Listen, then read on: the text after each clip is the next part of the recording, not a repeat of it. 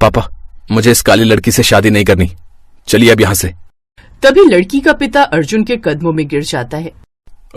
ऐसा मत कहो अर्जुन बेटा, मेरे दरवाजे पर यूं बारात लाकर अब मेरी बेटी की शादी के लिए मना मत करो। किशोरी लाल जी, आप ही समझाइए ना अपने बेटे को। अगर मेरे दरवाजे से यूं बारात लौटी तो मेरी बेटी मर जाएगी, फिर उससे कौन शादी करेगा। लेकिन अर्जुन एक नहीं सुनता और वो बारात वापस लेकर लौट जाता है और मदन लाल फूट फूट कर रोने लगता है। तभी वहाँ गांव का मुखिया आता है। गांव वालों, पड़ोस के गांव के अर्जुन ने अपने गांव की बेटी के साथ बहुत बुरा किया है। अब से कोई भी उस गांव से संबंध नहीं रखेगा। हाँ।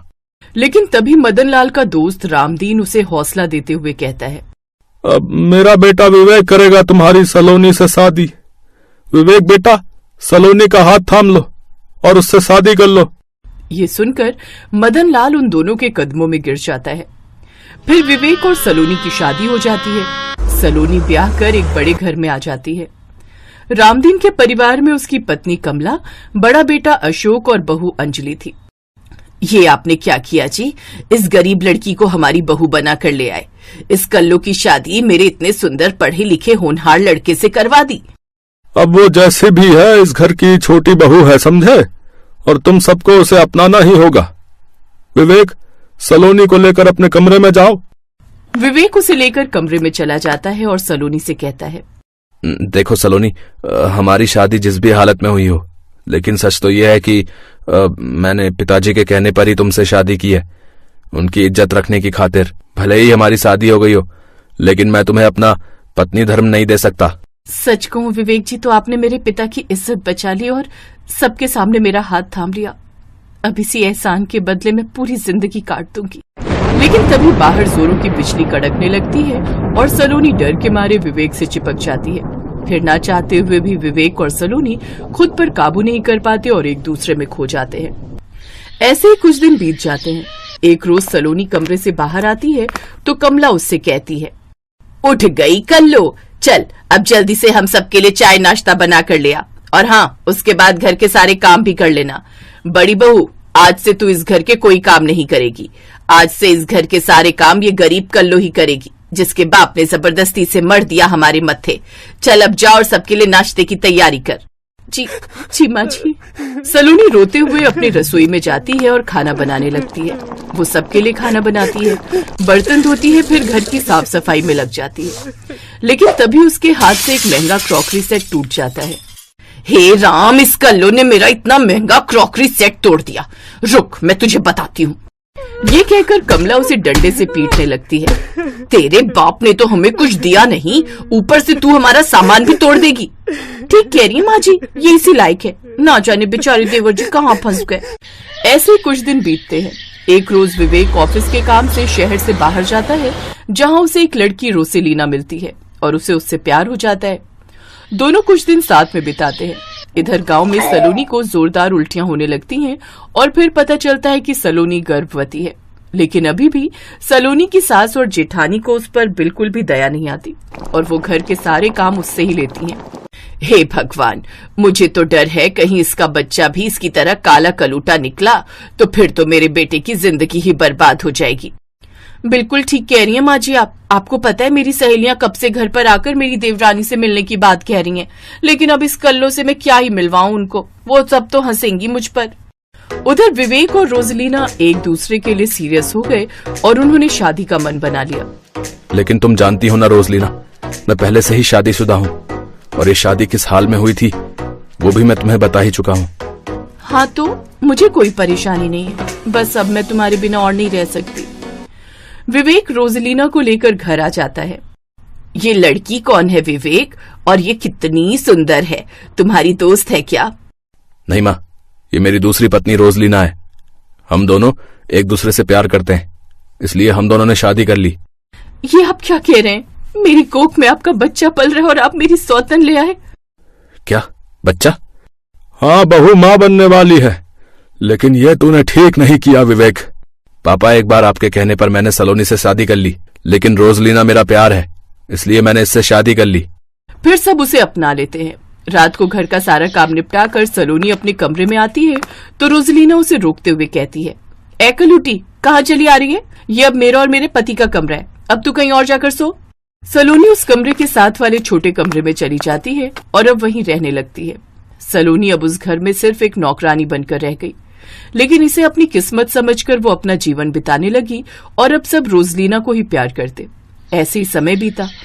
एक रोज जब सलोनी घर की साफ सफाई कर रही थी तो कमला ने रोजलीना से कहा, नई बहू, जा जाकर मेरे लिए चाय बना दे। उस कल्लो के हाथ की चाय पी पी कर तो मैं परेशान हो चुकी हूँ। ओ हेलो, मैं कोई चाय नहीं बनाने वाली और मुझे वो सलोनी की तरह नौकरानी मत समझना। आई बड़ी चाय बनवाने वाली। अरे ये क्या तरीका है माँ जी से बात करने का? ओए छिपकली, ज्यादा बकबक करने की जरूरत नहीं है, समझी? और मैं ही बहू हूं क्या? तू इस घर की कुछ नहीं लगती। चल उठ और खुद बनाकर ले आ।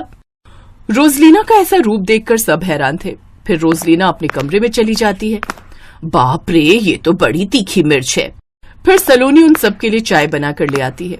उस रोज पहली बार कमला और जेठानी को सलोनी अच्छी लगने लगी। ऐसे ही दिन बीते। एक रोज सलोनी सीढ़ियों से गिरने ही वाली थी कि तभी विवेक आकर उसे थाम लेता है। अरे देखकर चलना चाहिए ना, अभी हमारे बच्चे को कुछ हो जाता तो। चलो, मेरी न सही कम से कम अपने बच्चे की फिक्र तो है तुम्हें। उस रोज विवेक के दिल में भी सलोनी के लिए कुछ कुछ हुआ। 2 दिन बाद जब रात को घर में सब सो रहे थे तो उनके घर के बाहर आकर एक गाड़ी रुकी। उस गाड़ी की आवाज सुनकर रोजलीना जल्दी से एक बैग उठाती है जिसमें वो सभी गहने और पैसे लेकर भागने वाली होती है कि तभी सलोनी सब घर वालों के साथ मिलकर उसे पकड़ लेती है। साथ ही पुलिस को भी बुला लेती है। वो अपने साथ बाहर गाड़ी में उसका इंतजार कर रहे बॉयफ्रेंड अमन को भी पकड़कर अंदर ले आती है। सर, इस लड़की को भी पकड़ लीजिए, यही है वो लुटेरी दुल्हन जिसकी आपको कब से तलाश थी। अरे ये लुटेरी दुल्हन जो है इसी तरह लोगों को फंसाकर उनसे शादी करती है और फिर उन्हें लूटकर भाग जाती है। अरे वो तो अच्छा हुआ उस दिन सलोनी बहू ने इसे अपने बॉयफ्रेंड से बात करते हुए सुन लिया। तुमने मुझे अपने प्यार के जाल में फंसाकर धोखा दिया है। इंस्पेक्टर साहब, ले जाइए इसे। पुलिस उन दोनों को पकड़कर ले जाती है। इसके बाद सलोनी के ससुराल वाले उससे माफी मांगते हैं। अब विवेक भी सलोनी को दिल से अपना लेता है। कुछ समय बाद सलोनी एक सुंदर से बेटे को जन्म देती है जिससे सब घर में बहुत खुश होते हैं। अब वो सब एक साथ खुशी खुशी रहते हैं।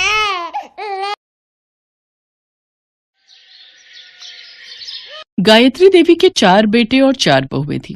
पहले और दूसरे नंबर की बहुएं अमीर खानदान से आई थीं और तीसरे और चौथे नंबर की बहुएं गरीब परिवार की थीं। इसलिए गायत्री देवी अपनी बड़ी बहू सुमन और दूसरे नंबर की बहू नीलम के ऊपर ज्यादा ध्यान देती थी और हमेशा उनकी ही तारीफ करती थी। बाकी दोनों बहुओं आशा और वर्षा की हमेशा बुराई करती थी, जबकि आशा और वर्षा सुमन और नीलम के मुकाबले ज्यादा अच्छे स्वभाव की थी। गायत्री देवी की चारों बहुएं गर्भवती थीं और घर में आजकल इसी बात को लेकर चर्चा हो रही थी। ये लो सुमन बहू, नीलम बहू, कहाँ हो तुम दोनों? इधर आओ जरा। अरे माँ जी, ये इतने सारे थैले, इनमें क्या ले आई आप? लगता है आप तो पूरा बाजार ही खरीद लाए हो। हाँ, है तो कुछ ऐसा ही। अब मेरी दोनों लाडली बहुएं गर्भवती हैं, सुंदर सुंदर बच्चों को जन्म देने वाली हैं, तो उनका ख्याल मैं नहीं रखूंगी तो और कौन रखेगा? ये देखो, ये रहे देसी घी से भरे हुए डिब्बे, ये रहे बादाम काजू किशमिश के डिब्बे और सभी तरह के फल सब्जियां। और हाँ, तुम दोनों को ये नमकीन वाले बिस्किट और केक भी पसंद है ना, तो मैं दुकान से ये भी खरीद लाई। अब रोजाना पेट भरकर खाया करो। तुम दोनों को अपने खान पान का पूरा ध्यान रखना है। ठीक है माँ जी। वैसे मैंने आपको जो पैसे दिए थे सारे लग गए या फिर कुछ बचे हैं? मतलब ऐसे ही पूछ रही थी कि उन रुपयों से सामान आ गया होगा। अरे आपने तो पैसे खर्च ही नहीं करे, मैंने तो आपको दिए थे, फिर ये सामान? ऐसी सास थोड़ी हूं जो अपनी बहू के पैसे खर्च करवा दूंगी। भले ही तुम अमीर घर से आई हो, पर यहाँ भी मैं तुम्हें किसी चीज की कोई कमी नहीं होने दूंगी। ये पैसे मैंने अपने पास से लिए हैं। वो तुम्हारे ससुर जी की पेंशन आती है ना हर महीने, तो मेरे पास ऐसे ही रखी रहती है। कभी पैसे खर्च करने का मौका ही नहीं मिला, अब मिल रहा है तो भला पीछे कैसे रह सकती हूँ। सचमुच हमारी सासू माँ कितनी अच्छी है ना जेठानी जी।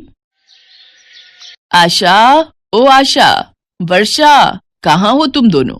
कब से बैठी हूँ, एक गिलास पानी का भी नहीं पूछा। पहले ठंडा पानी पिलाओ, फिर उसके बाद हम तीनों के लिए गरम गरम चाय बना देना। माँ जी ये पानी ले लीजिए, चाय वर्षा ला रही है। हाँ ठीक है, अब जाओ, सर पर ही खड़ी रहोगी क्या? माँ जी ये चाय ले लीजिए। कितनी बार कहा है दूध में पत्ती लगाया करो। मेरी दोनों बहुओं को ताकत की चीजों की बहुत जरूरत है और तुम ये पतली पानी वाली चाय ले आती हो। माँ जी, मैंने दूध में ही पत्ती लगाई है। माँ जी, शाम के खाने के लिए क्या बनाना है एक बार बता देते। माँ जी, आज मेरा ना कढ़ी चावल खाने का बहुत मन है और मुझे तो पनीर की भुर्जी खानी है माँ जी। तो बस ठीक है, रात के खाने में कढ़ी चावल, देसी घी के पराठे और पनीर की भुर्जी बनेगी। जो मेरी दोनों बहुओं ने कह दिया वही बनेगा। पर माँ जी, फली आलू की सब्जी काट कर रखी हुई थी। वर्षा का फलियां खाने का बहुत मन था। नहीं नहीं नहीं माँ जी, मुझे तो फलियों की दुर्गंध आती है, फिर मैं पनीर की भुर्जी नहीं खा पाऊंगी। तू चिंता क्यों करती है नीलम बहू, जब तुमने मना कर दिया तो फलियों की सब्जी इस घर में बिल्कुल भी नहीं बनेगी। आशा, वर्षा, दोनों कान खोलकर सुन लो, फलियों की सब्जी उठाकर डस्टबिन में फेंक दो। वर्षा रोती हुई रसोई में चली जाती है। आशा उसके पास जाती है और उसे समझाती है। वर्षा, माँ जी की बात का बुरा मत माना करो। तुम्हारा फली आलू खाने का मन है ना? जब सुमन भाभी और नीलम भाभी सो जाएंगी और माँ जी शाम को मंदिर जाएंगी, तब मैं तुम्हारे लिए सब्जी बना दूंगी। आशा भाभी, हमारे साथ ही ऐसा क्यों हो रहा है? हम भी तो प्रेग्नेंट है। माँ जी हम दोनों का ख्याल क्यों नहीं रखती? मुझे पता है हम दोनों गरीब है, इसलिए ऐसा है ना। हम सुमन भाभी और नीलम भाभी की तरह पैसे वाले घर से नहीं आए। वर्षा की बातें सुनकर आशा भी रो पड़ती है। कुछ महीने बीत जाते हैं। बहुओं की गोद भराई की रस्म होनी थी। सब उसी की तैयारियों में लगे थे। गायत्री देवी भी सुमन और नीलम की गोद भराई के लिए ज्यादा उत्साहित थी। उन्होंने सुमन और नीलम के लिए बढ़िया बढ़िया कपड़े और गहने मंगवा कर रख लिए थे। पर आशा और वर्षा की तरफ गायत्री देवी का कोई ध्यान ही नहीं था। सब लोग बैंकेट हॉल में फंक्शन के लिए जाने की तैयारी कर रहे थे। तभी सुमन और नीलम गायत्री के पास आती हैं। बोलो ना भाभी, पहले आप बोलो। क्या हुआ सुमन बहू, बोलो क्या है, बोलो क्या कहना है। वैसे जल्दी चलो, फंक्शन के लिए देर हो रही है, सभी रिश्तेदार और मेहमान आ गए होंगे। माँ जी, वो मैं कह रही थी कि इस फंक्शन में आप ना ही जाओ तो हमारे लिए और हमारे आने वाले बच्चे के लिए शुभ रहेगा। वो मेरी मम्मी कह रही थी कि एक विधवा का साया एक गर्भवती सुहागन पर पड़ना अच्छा नहीं होता। माँ जी, ये हमारे भले के लिए है। आप एक विधवा हो और आपका साया हमारे और हमारे आने वाले बच्चों पर पड़ा तो ये शुभ नहीं होगा। इसलिए आप इस फंक्शन में ना ही जाओ तो बेहतर है। आप आज हम दोनों से दूर ही रहना। हम नहीं चाहते कि हमारे आने वाले बच्चे की जान को खतरा हो। सुमन और नीलम की बातों को सुनकर गायत्री देवी को एक धक्का सा लगता है और उनकी आंखों में से आंसू बहने लगते हैं। वो हिम्मत बांधते हुए दोनों को सिर हिलाकर मना कर देती हैं। चलो नीलम, माँ जी हमारी बात को समझ गई हैं। अरे वो बहुत समझदार है। सुमन और नीलम फंक्शन में चली जाती हैं, पर कुछ देर बाद वो देखती हैं कि गायत्री देवी फंक्शन में आ गई हैं। माँ जी, हम आपको मना करके आए थे ना कि आप फंक्शन में मत आना। आपने फिर ऐसी बच्चों वाली हरकत की कि आप नहीं चाहती कि हम और हमारा बच्चा सुरक्षित रहे। तभी आशा और वर्षा आ जाती हैं। सुमन भाभी, नीलम भाभी, माँ जी को हम लाए हैं। माँ जी हमें और हमारे आने वाले बच्चों को आशीर्वाद देंगी। हाँ भाभी, माँ जी का आशीर्वाद हमारे लिए भगवान के आशीर्वाद के समान है। वो भी तो माँ है, उन्होंने भी तो बच्चों को जन्म दिया है। वो भी हमारे होने वाले बच्चों की दादी बनेंगी, इसलिए हमें आशीर्वाद देने का सबसे पहला अधिकार माँ जी का है। चलिए माँ जी, हम दोनों बहुओं को अपना आशीर्वाद दीजिए। हमारी गोद भराई की रस्म आपसे ही शुरू होगी। मुझे माफ कर दो आशा बहू, वर्षा बहू, मैंने हमेशा तुम दोनों के साथ कितना बुरा व्यवहार किया। आज तुम दोनों ने मेरा कितना सम्मान किया है। सुमन और नीलम के लिए मैंने कितना कुछ किया, पर उन्होंने मुझे इस अच्छाई का क्या सिला दिया। भले ही वो अमीर घर से आई है, पर उनका दिल कहते कहते गायत्री देवी फूट फूट कर रो पड़ती है। माँ जी चुप हो जाइए, अब रोना नहीं, चलिए हम सब मिलकर फंक्शन में एंजॉय करेंगे। गायत्री देवी आशा और वर्षा को अपने गले से लगा लेती हैं। उस दिन से गायत्री देवी आशा और वर्षा को बहुत प्यार करने लगी। वो चारों बहुओं में बराबर ही समानता रखती थी। जिसके हिस्से का काम है उसी को करना है। ये नहीं कि सुमन और नीलम अमीर हैं तो उन पर ज्यादा ध्यान दें, ऐसा कुछ नहीं था। आगे भी चारों बहुओं और चारों बहुओं के बच्चों में भी गायत्री देवी ने समानता रखी। ये देखकर आशा और वर्षा बहु खुश थी।